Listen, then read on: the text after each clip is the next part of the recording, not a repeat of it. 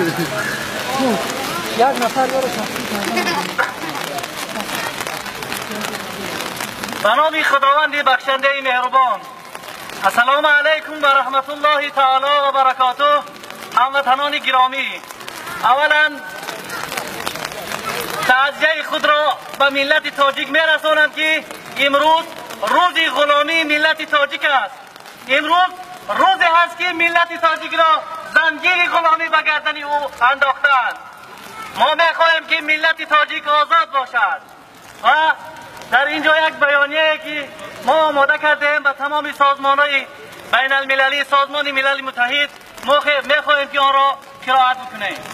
به نام خداوند بخشنده مهربان، ما شهروندان جمهوری تاجیکستان امروز در شهر اوپرتلی آلمان گردی هم جمع آمدیم تا پیام خود را برای رژیم جنایتکاری رحمان مردم شریف تاجیکستان و کشورهای دوست برسانیم.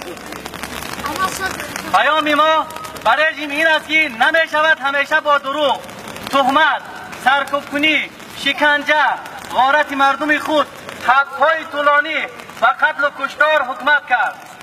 شما حالا فرصت دارید که تاجیکستان را با صاحبان واقعیت مردم شریف آن واگذار کنید. در عکس حال با این همه ظلمی که سر این مردم کرده اید هرگز امید بخشش برایتان نیست. پیام ما به مردم شریف ستم دیده تاجیکستان این است که این رژیم جنایتکار برای ماندنش در سر قدرت همه جنایت ها را انجام داد. طول 24 سال است که کشور و مردم را غارت می کند. بهترین فرزندانش را یا می کشد یا به محبس می فرستد. بایگری های آن را و پول ناشده می فروشد یا از خود می کند. به ناموس و حریم مردم دست درازی می کند. زمین وطن را می فروشد. بیگناهان را برای مدت‌های طولانی روانه زندان و گناهکاران را آزاد می کند. و خصوص با تهمت و بهتان روانه زندان کردن رهبریت و جانبداران حزب نهضت اسلامی تاجیکستان و طلب حبس‌های یک عمری را طولانی برای آنها جنایت نابخشیدنی. ما این عمل ضد انسانی و ظالمانه رژیم را محکوم نمودند. آزادی هر چه زودتر آنها و دیگر زندانیان سیاسی را طلب می‌نماییم. ما اعلان می‌کنیم که تا آزادی این بازداشت شده ها و تمام زندانیان سیاسی با استفاده از تمام وسیله‌های مشروع مبارزه خود را ادامه خواهیم داد. از مردم شریف کشورمان نیز خواهش آن را داریم که با دروغ و تهمت‌های حکومت خودکامه و ظالمانه رحمان و باوری نداشته باشند و کوشش آن را کنند که با خاموش ایستادنشان زنجیر غلامی را با دست خود به گردنشان نآویزند و از همه راه‌های مشروع برای از بین بردن این رژیم خودکامه استفاده کنند. ما از تمام کارمندان مقامات قدرتی و سود و پروکرورها دعوت میکنیم از شریک بودن در جنایت‌های این رژیم خود را قرار گیرند. از دستانشان را با مال و خون مردم آلوده نسازند، زیرا حکومت‌ها میروند و ملت‌ها هستند که باقی میمانند.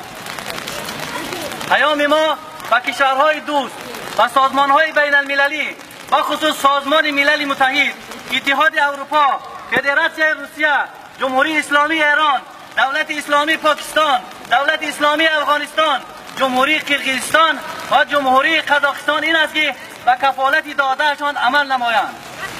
زیرا در 19 سال پیش اتحاد نیروهای اپوزیسیون تاجیکستان با کفالت با سازشنامه صلح امضا گذاشت و تا آخر با آن پایبند ماند.